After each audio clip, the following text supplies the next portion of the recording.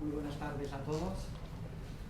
Hoy, como saben, es la última charla, la última presentación que hemos tenido aquí en esta librería de diferentes autores que han escrito libros de nuestra editorial, la Fundación Rosa Cruz.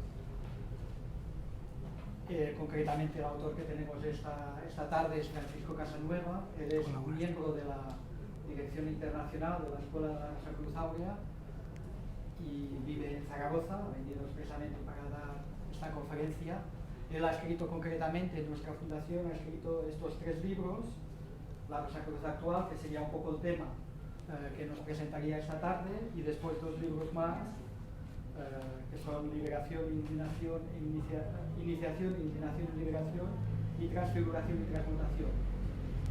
Estos libros son el resultado de toda una serie de conferencias. Es el gran conferenciante, ya lo verán ustedes hoy, y es el resultado de diferentes conferencias que ha dado a lo largo de estos años, que se han reunido en un formato de libro.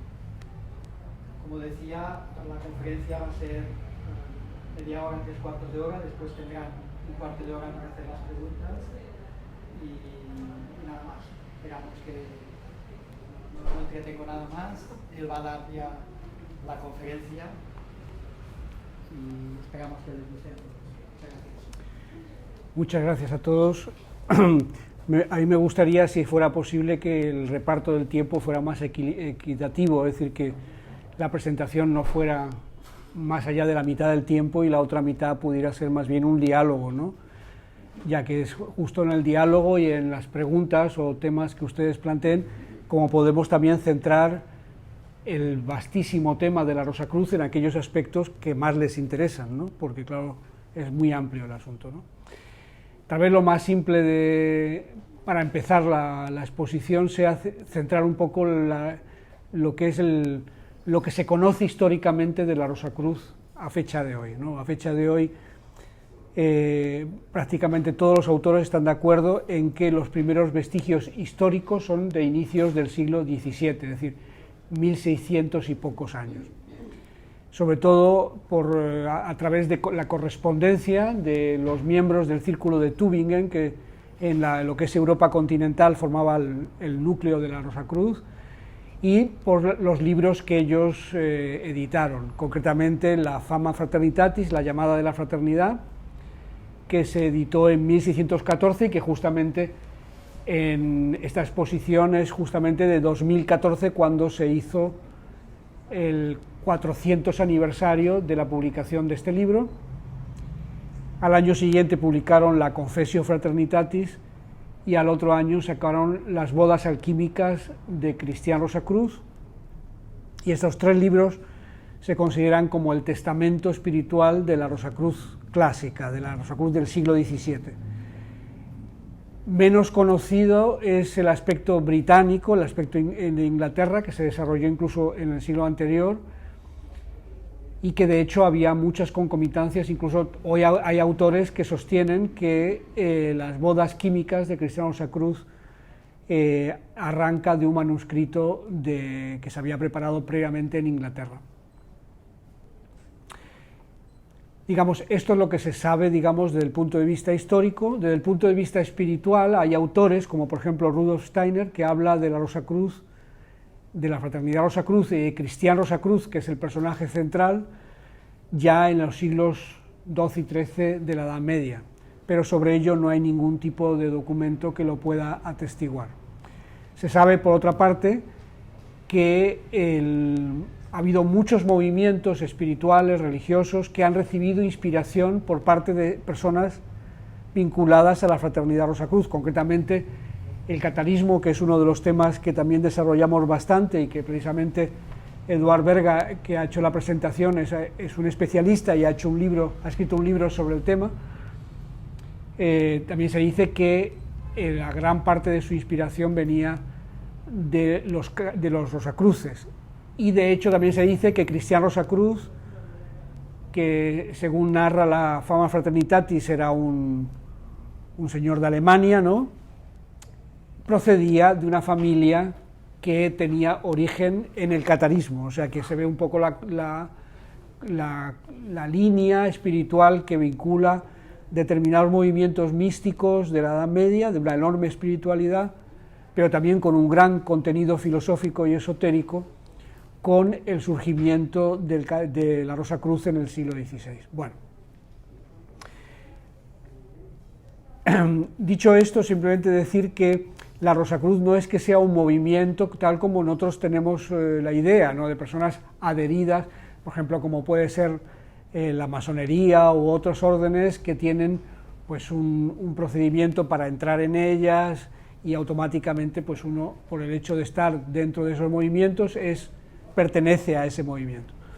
La Rosacruz, por supuesto, tiene también grupos que llevan ese nombre, entre otros la Escuela Rosacruz Áurea, que es una escuela moderna y que es la que sostiene el trabajo de la Fundación Rosacruz, pero la Rosacruz es más que un movimiento, es una perspectiva espiritual de la vida, es un concepto del ser humano, del mundo y del universo. Y por tanto uno puede ser Rosacruz o no serlo, dependiendo de que viva según esa perspectiva, desde esa perspectiva de ver las cosas, no tanto por el hecho de estar adscrito a un movimiento determinado. Por ello, nosotros vemos concomitancias con la ideología, por así decirlo, Rosacruz, en casi todas las épocas y en casi todas las culturas. ¿Por qué? Pues porque la Rosacruz no se centra, no es una revelación religiosa que ha sido fundada por una gran entidad espiritual, como puede ser el budismo o el hinduismo, ¿no?, con Krishna, o el budismo con Buda, o el cristianismo con Jesucristo, o el Islam con Mahoma, ¿no?, que son revelaciones religiosas. La Rosacruz es sobre todo, como digo, una forma de entender la vida y también de descifrar el simbolismo universal de todas las corrientes espirituales a la vez. Es decir, la Rosacruz parte de la idea de que hay una única verdad, pero que esa única verdad se manifiesta en cada momento de la historia en función de la cultura, la civilización y la idiosincrasia de los pueblos en los que se manifiesta. Por tanto, esa misma espiritualidad, esa misma percepción de la verdad va a adquirir un simbolismo distinto en el México maya que en la India hinduista, ¿no?, y naturalmente, o en la espiritualidad egipcia, ¿no? Y como siempre es la misma, pero que asume diferentes vestimentas, lo que a nosotros nos interesa como Rosacruces no es tanto la vestimenta, sino lo que esa vestimenta intenta expresar. Y entonces, trascendiendo todo ese mundo de apariencias, que son los símbolos y representaciones, lo que descubrimos es que detrás de todos ellos hay un único lenguaje, un metalenguaje que luego se expresa en diferentes idiomas espirituales. Conociendo ese lenguaje subyacente de todos los simbolismos que se dan en la Tierra, puedes comprender plenamente la espiritualidad de cualquier pueblo, siempre que esa espiritualidad esté basada realmente en un contenido auténtico, ¿no?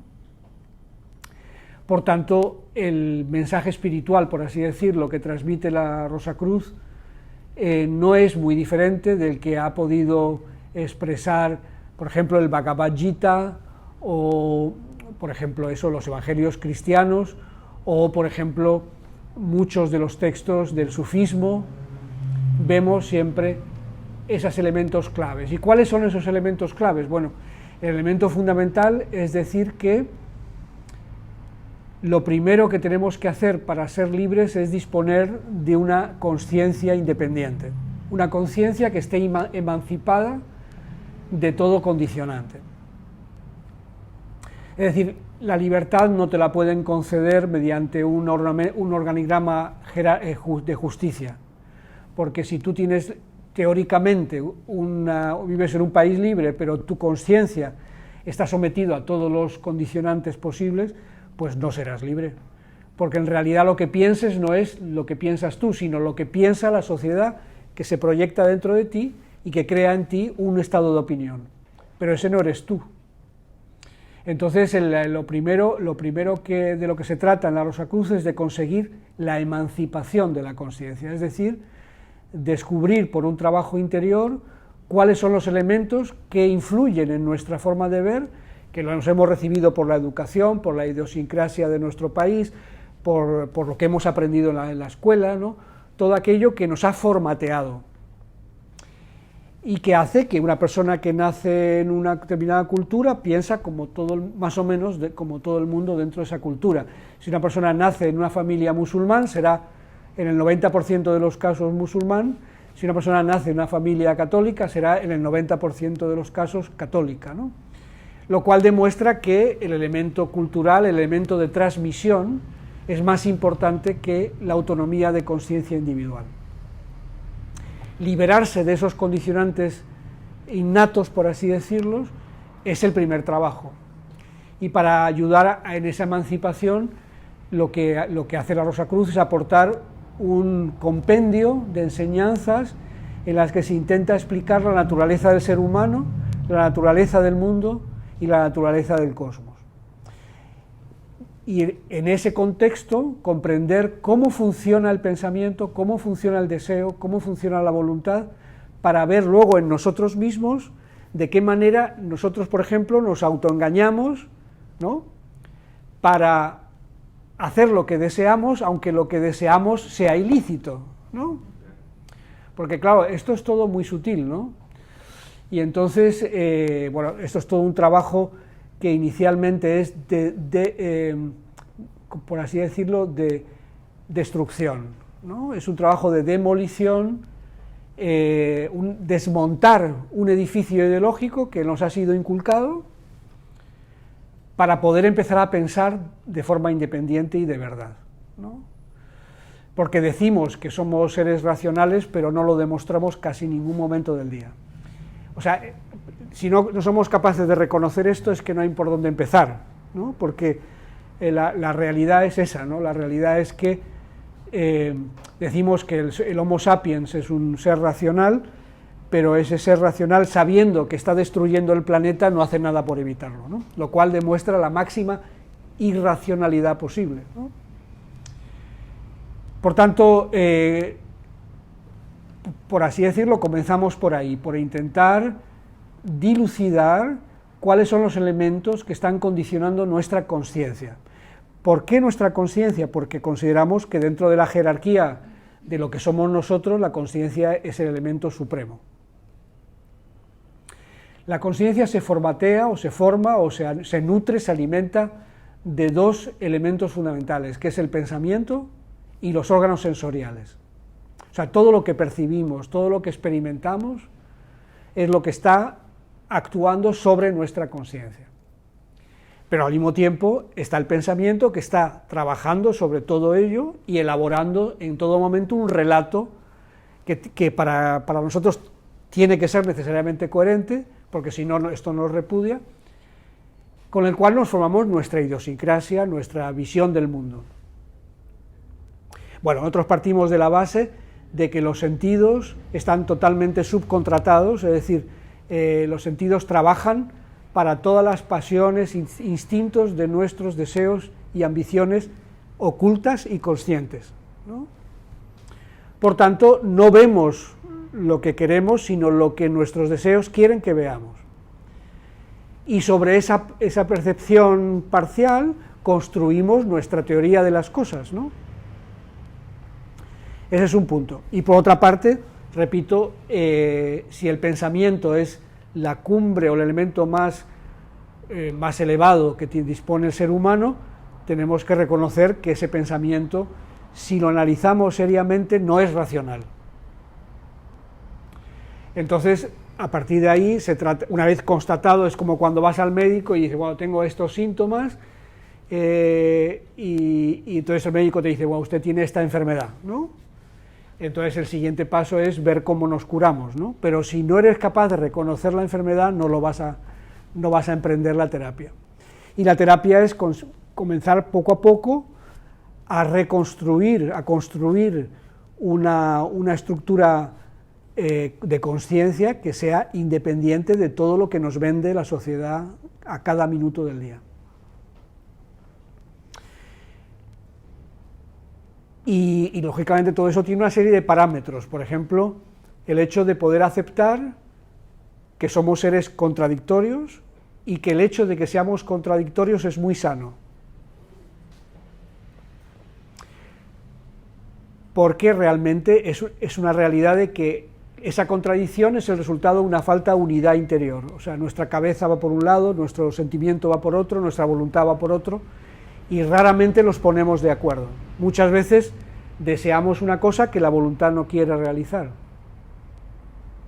Otras veces queremos una cosa, la deseamos, pero nuestra razón nos dice no lo hagas, ¿no? O sea, hay un juego de elementos que para nosotros son muy molestos, pero que son fundamentales justamente para la conquista de la independencia de la conciencia, porque esa interacción es como un parlamento interior que debe ser puesto, debe ser objetivado para poder comenzar a decidir, a tomar decisiones. Tomar decisiones es el acto fundamental de un ser libre. Entonces, se trata de que las decisiones que tomemos, las tomemos nosotros, y no las tome la sociedad o el entorno por nosotros, y luego nosotros no somos más que los ejecutores de la decisión, de una decisión tomada fuera de nosotros. Decisiones de las que normalmente después nos arrepentimos. Entonces, todo este proceso de emancipación de la conciencia es la acción central de la actividad central de la Rosacruz. Para ello partimos de un concepto del ser humano, claro, ¿no? Es decir, nosotros sostenemos como un axioma, es decir, esto no lo podemos demostrar, pero nos parece que es la base de cualquier proceso espiritual, que cada ser humano es portador de un principio espiritual, un principio divino, un principio superior a el elemento puramente natural, biológico, que compone nuestra personalidad. Es decir, gran parte de las cosas que sentimos, deseamos, queremos, proceden del conglomerado biológico que compone nuestro cuerpo, ¿no? Son elementos instintivos, tenemos hambre, tenemos sed, y también el hecho de tener que comer todos los días varias veces nos obliga a trabajar, a ganar un dinero, a someternos a un circuito, pero todo esto es parte de la vida biológica. Sin embargo, en nosotros hay un principio espiritual que no está sometido a la vida biológica. Y ese principio no aspira a comer, beber y tener una vida orgánica, ¿no? Lo que aspira es a trascender este plano de existencia, a penetrar en la verdad, a conocer lo que está detrás de las apariencias, que aspira a la belleza, aspira a la armonía, aspira incluso a una vida eterna, una vida que no esté sometida a la muerte, no esté sometida a la enfermedad. Y es esa contradicción entre un ser biológico frágil, ¿no?, mortal, muy dependiente del entorno, y un ser inmortal, eterno, un principio que no está sometido a nada de eso y que aspira a algo superior. Y esta es la realidad de estos dos elementos, estos dos principios en nosotros, es la Rosacruz. El principio espiritual es la rosa y el principio mortal es la cruz. La unión de esos dos principios es la Rosacruz. Entonces, normalmente en los seres humanos estos dos principios están en combate, y es el origen de la mayor parte de las contradicciones. Por ejemplo, antes lo hablábamos, el hecho de que una persona pueda conquistar todo lo deseable, ¿no?, y seguir siendo infeliz, ¿no? El hecho de que una persona pueda tener 150.000 millones de euros y precisar 180 años gastándose un millón de euros diarios para poder, y decir, bueno, esto chico, ¿para qué quieres todo eso? Pero decir, no, yo quiero tener 360.000 millones de euros, ¿no? Es decir, esto es de locos, ¿no? ¿Pero por qué? Porque sigue siendo infeliz. O sea, porque conquistándolo todo hay algo que no está satisfecho en él y le impulsa, y eso nos pasa a todos. O sea, todos hay algo que cuando estamos en nuestra estación de confort nos impulsa a otra cosa. Y nosotros decimos que ese elemento catalizador, ese elemento que nos impulsa siempre a más de lo que sea, es precisamente el elemento espiritual que lo que quiere es trascender esto, ¿no? Pero que en nosotros nos genera una ansiedad, una angustia vital, porque sabemos que algo nos falta, y eso que algo nos falta es justamente lo que satisfaría la necesidad de ese principio espiritual. Pero como no lo entendemos, nos orientamos a satisfacerlo mediante temas materiales o biológicos, y por ahí no hay nunca un final. Entonces, el comprender que somos seres dobles, que tenemos esas dos naturalezas, una naturaleza mortal y otra inmortal, que aspiran a cosas totalmente contradictorias, esto es la base del trabajo espiritual de un Rosacruz, intentar armonizar esos dos principios, lo espiritual y lo natural, no por la represión de lo natural, como harían, por ejemplo, la vida monacal, ¿no?, que dicen, no, esto tal, hay que someterlo, hay que reprimirlo, sino tiene que ser canalizado para las necesidades reales de la biología, pero hay que dejar un espacio para el desarrollo de lo espiritual en un espacio propio, y juntos trabajar en armonía. Entonces, este es uno de los principios básicos de la Rosacruz. ¿Cómo conseguir volvernos consciente de ese principio espiritual? Si ese principio espiritual está en nosotros, está dentro, desde luego no lo vamos a encontrar viajando al Tíbet o viajando a Jerusalén o haciendo el Camino de Santiago, ¿no? Porque no está en Santiago, ni en Jerusalén, ni en el Tíbet, está dentro de nosotros. Por tanto, nosotros no buscamos lo divino, lo espiritual, lo trascendente en un cielo hipotético, sino dentro del propio ser humano. ¿Y cómo lo vamos a encontrar? Pues explorando nuestro interior, mediante un trabajo de introspección, por eso volvemos a lo mismo, ¿no? Todos los sistemas de iniciación, desde la antigüedad hasta hoy, parten de la base de que la puerta de los misterios está en el conocimiento de sí mismo. Quien se conoce a sí mismo, conoce el mundo y conoce el universo. ¿Por qué? Porque el ser humano es un microcosmos, es una miniatura del cosmos. Por eso los Rosacruces acuñan la palabra de el ser humano es un microcosmos, porque no es solamente este cuerpo el que compone al ser humano. Este cuerpo, la parte tangible, como es la parte tangible, la corteza terrestre, ¿no? Pero en nuestro planeta hay mucho más que solo la corteza terrestre, y en nosotros hay mucho más que nuestro cuerpo físico.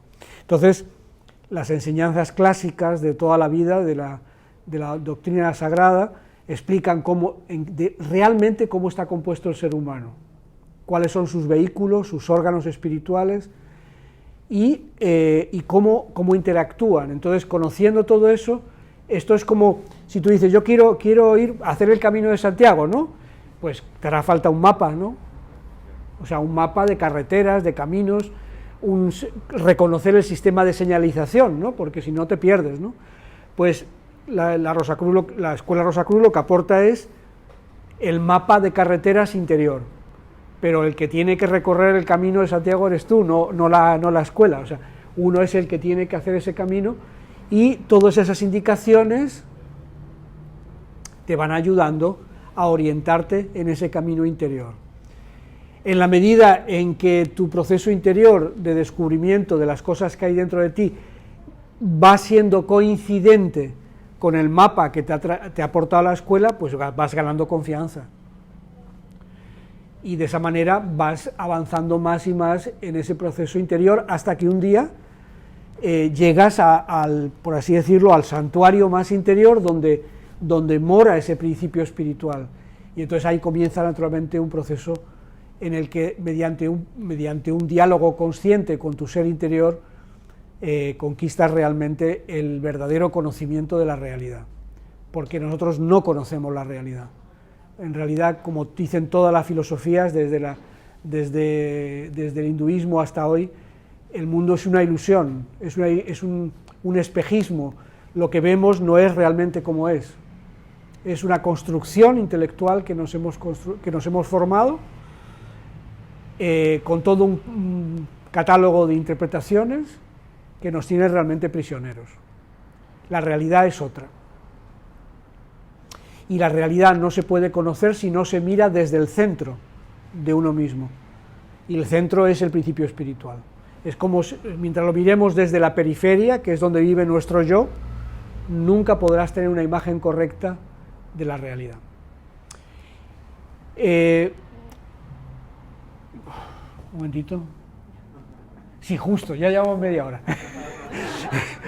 Entonces, este es un poquito el esquema, ya digo, no sé si el libro incluso habla de esto, pero fundamentalmente estos libros, porque claro, hay mucha literatura, o sea, uno se mete en internet y hay cientos de libros sobre la Rosacruz, cientos de libros de cualquier tipo de carácter espiritual, hay todo lo que quieras. Pero muchas veces, como decía antes, están escritos en otros idiomas, o sea, aunque estén en español, son otros idiomas simbólicos, y entonces es una jungla casi indescifrable, ¿no? Y lo que nosotros hemos intentado es simplemente hacerlo más transitable, o sea, es decir, reducirlo a conceptos más básicos, más simples, no por ellos menos profundos, pero más comprensibles para nosotros hoy, ¿no? Puesto que hoy vivimos con un simbolismo muy distinto, ¿no?, al que vivían, por ejemplo, los seres en la Edad Media, o en la época de Jesucristo, o en la época de Buda, ¿no?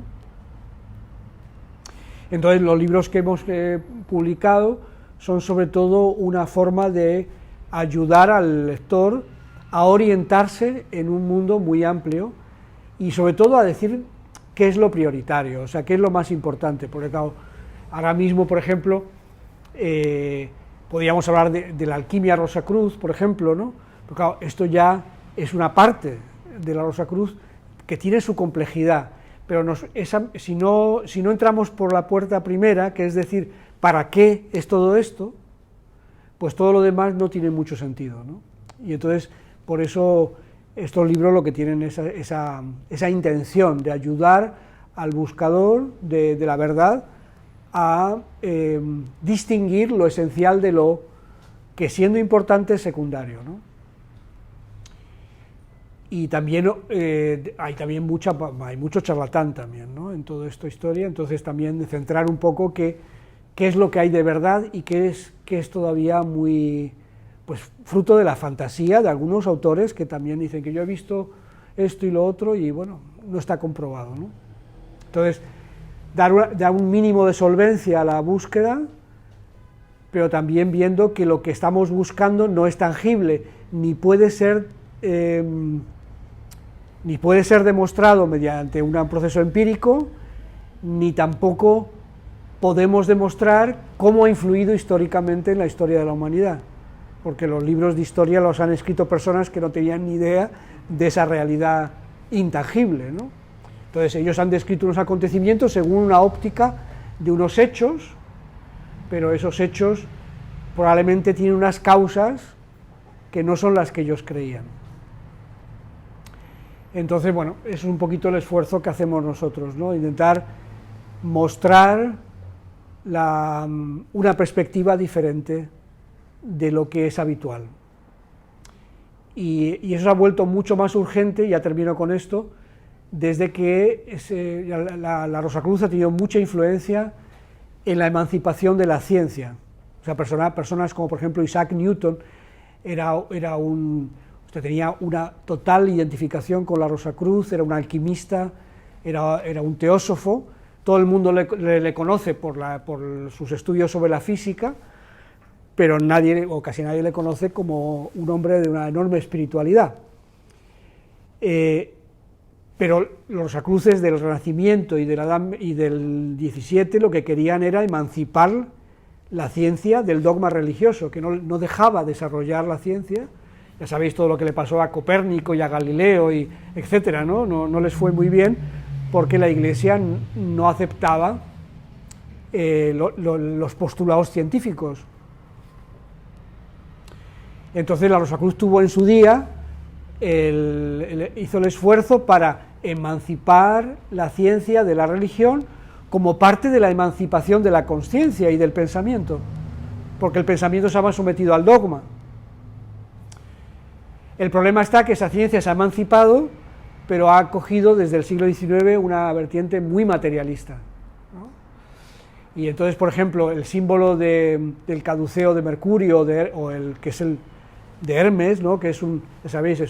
Son dos serpientes enroscadas en un caduceo, simbolizaban los dos elementos fundamentales, que es razón y espiritualidad. Y la ciencia ha quitado una de las dos serpientes. Ya sabéis, si vais por las farmacias veréis que hay solamente una serpiente, que es la serpiente de la razón, pero al haber quitado la serpiente de la espiritualidad, ha mutilado la realidad al 50%. Y entonces la ciencia materialista nos ha conducido a una visión del mundo puramente mecanicista, ¿no? Y ahora nosotros intentamos, pues, sin negar la realidad de la ciencia, porque es incuestionable, es decir, no se puede entender la realidad ni la naturaleza sin disponer también de la intuición espiritual. Por eso la otra serpiente, la serpiente de la espiritualidad, es imprescindible para poder comprender al hombre, al ser humano, y la naturaleza, porque es justamente la desespiritualización de la naturaleza la que ha producido la masacre del mundo natural que ahora tenemos. Se la ha utilizado como una cosa cuando es un ser vivo, ¿no? Y un ser vivo de naturaleza espiritual, no solamente formada por átomos. Bueno, con esto ya, digamos, concluiría mi exposición y ahora con mucho gusto me gustaría dialogar con ustedes. ¿Sí? Hola, buenas tardes. Una pregunta. La Rosacruz, dentro de su postulado, les soy sincero, pasé por acá, estoy de turismo y me parece interesante el tema y bueno, recién estoy empapando un poco de esto, pero siempre me ha jalado estos temas en mi vida cotidiana. La Rosacruz, así como esos postulados del interior de la persona, que es entre ellos trascender, también en su escuela se han puesto, desarrollan el tema de la reencarnación. Sí. Por ejemplo, Brian Weiss en sus libros habla bastante de ello, ¿no? Y te comenta de que muchos de estos temas en los tratamientos que él da de la reencarnación, muchas veces llega a salir hasta el Dharma, ¿no? El objetivo de vida de una persona. Sí lo desarrollan entonces. Sí, o sea, vamos a antes decíamos que el ser humano es un ser doble, un ser inmortal y uno mortal. Evidentemente el inmortal pues no muere cuando se muere el cuerpo, y entonces mientras nuestro componente espiritual no logre construir un cuerpo inmortal, tiene que reencarnarse una y otra vez en una nueva entidad para intentarlo. Y lógicamente en ese reencarnarse una y otra vez en diferentes personalidades, ¿no? Pues de alguna forma va acumulando conocimiento, de forma que según esa acumulación en un proceso evolutivo, digamos, de civilización, pues se ve claramente que la gente ya nace con un conocimiento, muchos conocimientos los trae ya de nacimiento, y entonces ya una predisposición muy marcada hacia determinadas cosas, ¿no?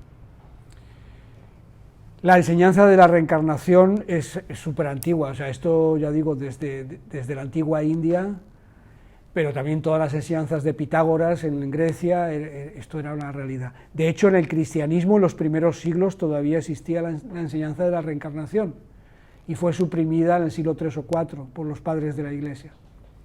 Y solamente quedó un último vestigio en los Evangelios, cuando Jesucristo dice que Elías ha regresado en la figura de Juan Bautista. Y luego hay otro sitio donde se les escapó, y es en la parábola, bueno, la parábola no, en el acontecimiento del niño que nace ciego, la curación del ciego de nacimiento. En la curación del ciego de nacimiento le preguntan a Jesucristo de por qué ha nacido ciego, quién ha pecado, él o sus padres.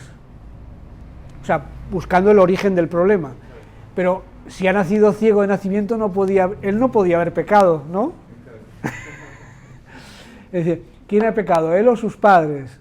Y Jesucristo no dice, qué barbaridad dices, ¿no? ¿Cómo va a haber pecado? Él no dice, ni él ni sus padres, dice, ¿no? O sea, yo digo, es un tema, es un poquito sutil, si quieres, hay que queda un poquito como entre líneas, pero te indica claramente que había era muy evidente que había cosas que venían de encarnaciones anteriores. Ya digo, o sea, a nosotros nos parece incuestionable el tema de la reencarnación, porque además hay una cuestión también clara. Tú hablas de Dharma, pero también hay que hablar de karma, ¿no? Si no hubiera un proceso de reencarnaciones, es muy, muy, muy difícil pensar que hay una justicia divina y que la gente nace en condiciones tan extremadamente difíciles, ¿no? A veces. O sea, ¿por qué una señora nace en Barcelona, ¿no? En una familia de clase media que tiene sanidad, colegio, todo a su disposición, aunque haya siempre limitaciones, o que nazca, pues yo qué sé, en un prostíbulo de Nairobi, ¿no? O sea, lo tiene bastante crudo, ¿no? Este pobre. O sea, hay cosas que son muy fuertes, ¿no? Entonces, si no hay un elemento que te diga, no, cuidado, o sea, aquí estamos cosechando cosas que hemos cultivado, ¿no? Por eso nos parece incuestionable desde el punto de vista filosófico y lógico que si partimos de la base de que hay un principio divino e inmortal en cada ser humano, que ese principio no puede morir cuando te mueres, pero que tampoco es posible que tu dicha eterna te la juegues en 50 años de vida, ¿no? O sea, ¿no? Es decir, bueno, aquí te la juegas como la ruleta, ¿no? O blanco, o sea, negro o rojo a una carta, ¿no? Y si el último día cometes un pecado mortal, toda la eternidad en el infierno. Esto es un poco fuerte, ¿no? Entonces, naturalmente la enseñanza, pero no solamente eso, sino también la enseñanza relativa a la estructura del ser humano. Esto es muy importante, ¿no? Porque la canalización de los sentimientos, de la voluntad, de los pensamientos, precisan órganos sutiles, ¿no? Igual que tenemos un cerebro, un corazón, tal, hace falta órganos que canalicen las cuestiones más superiores, ¿no? Y conocerlos es muy importante. Yo mencionaba un poco el tema del Dharma, porque usted comentaba de que el Dharma yo lo tomo como el objetivo de vida, ¿no? El objetivo en esta vida, por decirlo. Y usted mencionaba de que había personas que tenían millones, pero no eran felices, ¿no? Entonces, sería genial que desde el más pobre hasta el más rico tengan la alternativa de saber cuál es su objetivo en esta vida, ¿no? Porque independientemente si logra millones o no, que logre ese objetivo como para seguir evolucionando o seguir trascendiendo, ¿no? Lo que sí creo es que energéticamente o en nuestro ADN vienen las cosas de nuestros padres, ¿no? Que esto viene, así como vienen los buenos atributos, también vienen los miedos y cosas que no sé si será karma o no, pero son cosas que ya nos limitan desde que nacemos. Claro. Entonces, el tema de saber nuestro Dharma, digamos, nuestro objetivo espiritual, nos va a ayudar de alguna manera a contrarrestar esos heredados, ¿no? Lo heredado, que hay cosas buenas y no buenas. Sí, o sea, vamos a ver, eso está claro, pero esto no se puede conseguir de una tacada, ¿no? O sea, es un proceso. Entonces, y no se puede conseguir mediante la comprensión filosófica. Hay que hacer la experiencia. O sea, no basta con conocer mentalmente lo que dice un libro. Es decir, yo tengo un amigo, por ejemplo, que cuando era, o sea, de una familia pobre, que cuando era pequeño, pues jugaban en la calle los niños pobres y ricos al fútbol, ¿no? Y cuando llegaba la hora de la merienda, la mamá de uno de los niños ricos les invitaba a todos a comer, a merendar en su casa, ¿no?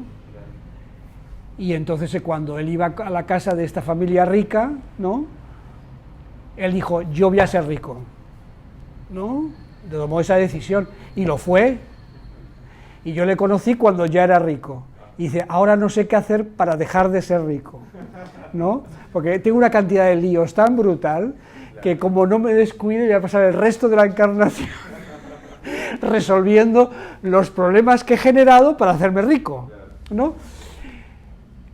Pero el hecho de llegar a esa conclusión es de un valor impresionante. Eso es más valor, o sea, eso vale más que todo el dinero del mundo.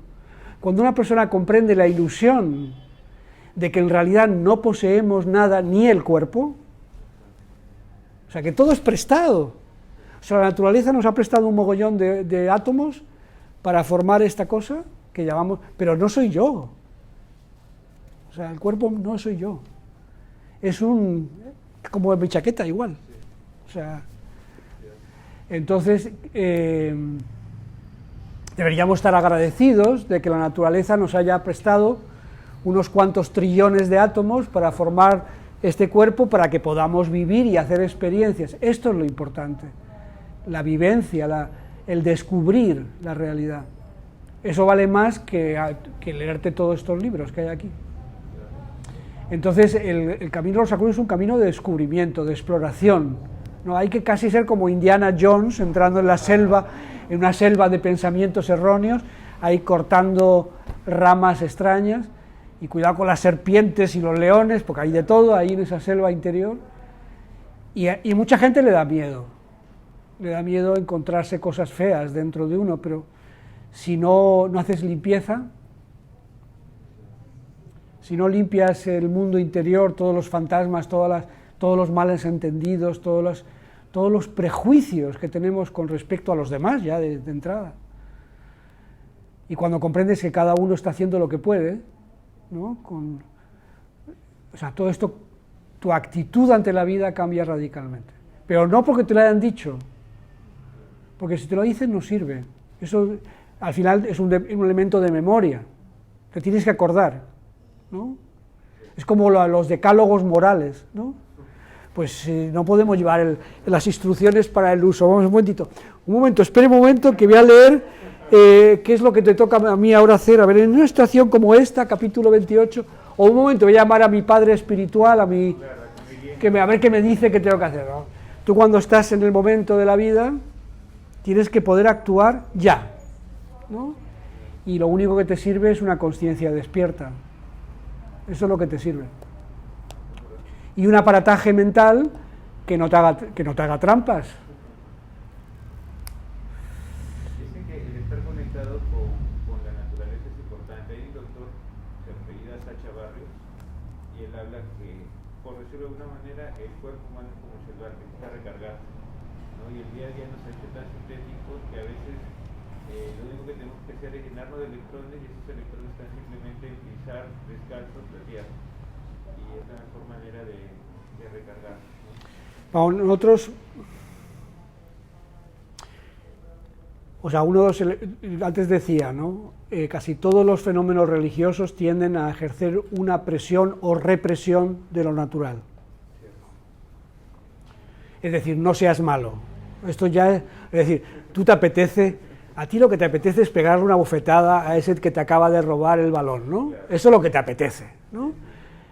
Pero te dicen, no seas malo, no lo hagas, ¿no? Pero eso es lo que haría, ¿no? Es decir, entonces, bueno, afortunadamente nos reprimimos también, ¿no? Porque si no esto sería el oeste. Pero hay que reconocer que todo el edificio moral es un edificio tendente a reprimir al animal que llevamos todos dentro, ¿no? Y eso puede llegar hasta el extremo, ¿no? ¿Perdón? O sea, pero actualmente muchas veces ya es el oeste. Bueno, es decir, yo no sé si usted viaja mucho, pero yo he estado en países donde la cosa está peor todavía. Es decir, o sea, aquí todavía no te asaltan en la calle para robarte con una pistola a la cabeza para robarte el teléfono. Pero bueno, todavía no. Aquí hay formas de asaltarte sin necesidad de pistolas. O sea, entonces, vamos a ver, vamos a centrarnos. Todo lo que sea represión es como una olla, ¿no? O sea, eso va subiendo de temperatura, la presión va aumentando, y tarde o temprano eso sale por algún lado. La represión de lo natural no sirve, ¿no? La otra tendencia es irse por las ramas de lo espiritual, ¿no? Pues eso, es una asceta o una anacoreta o eso, como esos faquires de la India, ¿no? Que se pasan 3 meses apoyados en un pie, ¿no? Y todo eso tampoco va a ningún lado, ¿no? Porque te pierdes en los mundos. Entonces la Rosacruz es la unión de lo natural y lo espiritual. O sea, se trata de buscar la manera de que lo natural tenga una vida armoniosa dentro de un parámetro, digamos, legítimo, y que lo espiritual respete lo natural, pero que tenga un espacio también para su desarrollo legítimo, y que mutuamente se interactúen, ¿no? O sea, es decir, el elemento natural, el cuerpo, y todo lo que tiene que ver con la biología, es realmente el que aprende. O sea, es el que experimenta. Y toda la quinta esencia de lo que se experimenta es lo que va absorbiendo el ser espiritual. No el acontecimiento, sino la esencia del acontecimiento. Eso es lo que le va haciendo crecer. Y al mismo tiempo, esto viene de regreso al hombre biológico en forma de luz, de iluminación, de inspiración, ¿no? A veces, y de pronto se te ocurre, ¿no? ¿Entiendes? Y esto viene del lado espiritual. Por tanto, por eso habla de las bodas químicas del espíritu y el alma, ¿no? O sea, es decir, tiene que haber un equilibrio, ¿no? Entre las dos cosas para que vayan los dos. Por eso los Rosacruces hablan de que hay 2 libros fundamentales, ¿no? El libro T y el libro M. El libro T es el libro Teos, el libro de Dios, en lo que habla de todo lo que es el mundo espiritual, y el libro M, el libro Mundi, que habla de todo lo que es el mundo objetivo. Y ellos dicen, la tarea de la Rosacruz clásica consistía en escribir un librum nature, ¿no? Que es el libro que expresa la combinación entre el libro T y el libro M, ¿no? Que es la vida. Y por eso la negación de una parte no conduce a nada, y la aceptación de la contradicción como un estado de cosas es lo que crea creatividad. Porque cuando aceptamos que somos contradictorios, que queremos cosas contradictorias, y no hacemos de esto un drama, podemos conducir esa contradicción a un proceso alquímico de síntesis. Y lo que sale de esa síntesis es lo que realmente nos permite trascender, porque tiene algo de los dos. Por tanto, como ves, esto también enlaza con toda la filosofía griega, ¿no?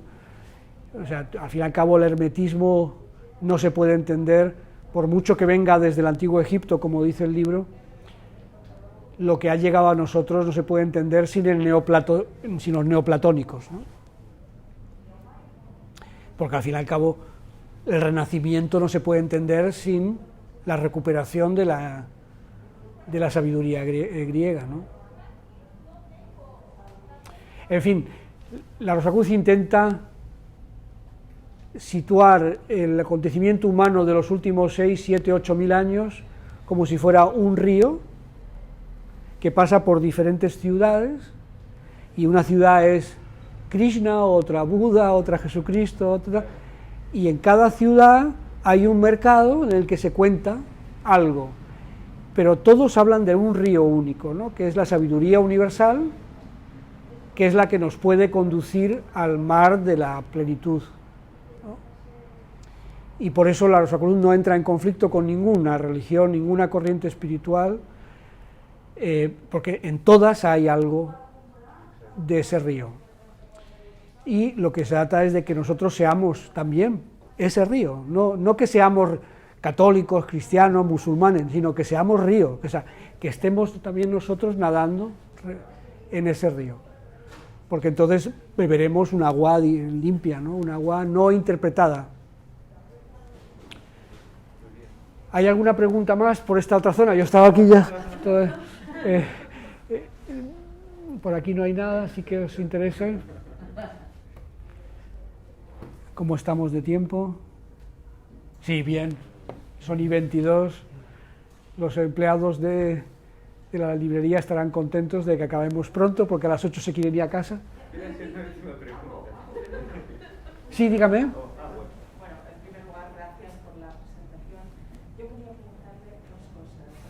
Una, principios y recorridos que tengan en común Rosa Cruz y la antroposofía. Y la otra, si tiene la Fundación Rosa Cruz aquí en Barcelona algún tipo de curso introductorio. Si le oigo bien, con la antroposofía, sí. Es decir, bueno, la antroposofía, para nosotros Rudolf Steiner es uno de los grandes del espíritu. Vamos a ver, lo que está ocurriendo ahora, la manifestación Rosacruz y espiritual en general de todo el siglo XX, fue preparada, ¿no? Fue preparada con mucha antelación. Comenzó con la Sociedad Teosófica en 1875, por el trabajo de Blavatsky, que fue la parte preparatoria, y lo hizo trayendo a Occidente toda la enseñanza histórica del hinduismo y del budismo, ¿no? En la Sociedad Teosófica, de la Sociedad Teosófica arranca Rudolf Steiner, él fue teósofo, y él asumió el trabajo doble de cristianizar la enseñanza budista, o sea, es decir, Europa y Occidente tienen sus propias raíces espirituales, que no son las de la India, ¿no? Son las de Grecia, las de Egipto y las del cristianismo.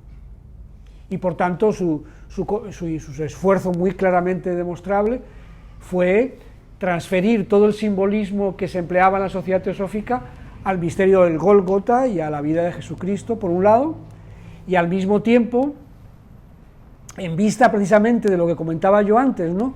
de la materialización de la ciencia, aportar una ciencia espiritual, una ciencia que combinara las dos serpientes, ¿no? La del espíritu y la de la razón. Y entonces por eso desarrolló la medicina, la farmacología, la arquitectura, la agricultura, la pedagogía. Él desarrolló todas estas ciencias a partir de un componente, muy bien, a partir de un componente claramente iniciático, ¿no? Rudolf Steiner muere en el año 25 y en el año 24 es cuando nace la Rosacruz Áurea. O sea, es como un trabajo de relevos, ¿no? Unos van relevándose a otros. Entonces la Rosacruz Áurea, que es la que nosotros representamos, se centra fundamentalmente en el elemento vertical, ¿no? O sea, en lugar de todo ese esfuerzo que hizo Rudolf Steiner por aportar los elementos de proyección de la ciencia espiritual en el mundo, en la Rosacruz Áurea nos hemos centrado sobre todo en el elemento iniciático vertical de conseguir la conexión con el mundo divino. Y bueno, para eso hemos hecho un trabajo distinto, pero complementario al de la antroposofía. O sea, nosotros tenemos un gran respeto por el trabajo de la antroposofía, pero nuestro trabajo no es igual. Y ya digo, consideramos que es altamente complementario.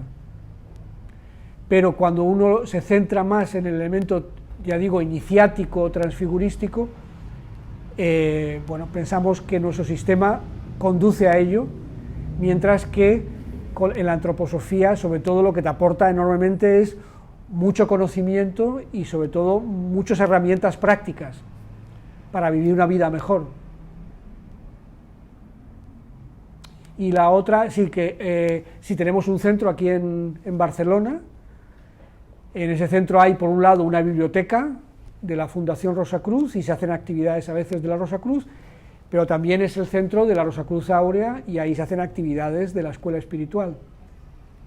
Y yo no sé si está por aquí la dirección. No. Si quieres, no me cuenta después. ¿Eh? Si quieres, yo le comento. Vale, entonces está por Poblenou, está en Poblenou. Yo creo que era esa la pregunta, ¿no? Ok. Pues nada, a todos muchas gracias por haber asistido, espero que haya sido de su interés y que tengan buena tarde a todos.